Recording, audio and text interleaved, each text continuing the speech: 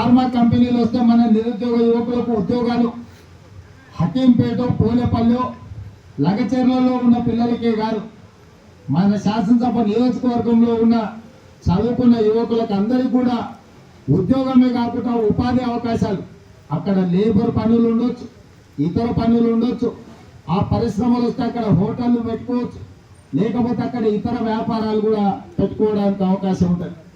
ఇదే కాకుండా అభివృద్ధి వచ్చిన కొద్దిగా మన భూముల విలువలు పెరుగుతాయి. ఇలా హకీంపేటలోనో పోలేపల్లిలోనో కొడంగల్లోనో లేకపోతే చౌదరిపల్లిలో మనం ఇల్లు కట్టుకుంటే ఓ 2 పోర్షన్ల కిరాయికి ఉండేటోళ్ళు ఉద్యోగస్తులు వచ్చేదానికి మనకు అది కూడా కాదే. మన ప్రాంతంలో పాఠశాలలు వస్తే పిల్లలు చదివించుకోనికే వాళ్ళ తల్లిదండ్రులు ఇక్కడికి వస్తే మన ప్రాంతం అభివృద్ధి చెందుతుంది. ఒకప్పుడు మనకు కొడంగల్ చౌరస్తాల ఛాయ్ కూడా దొరకడానికి చాలా కష్టం.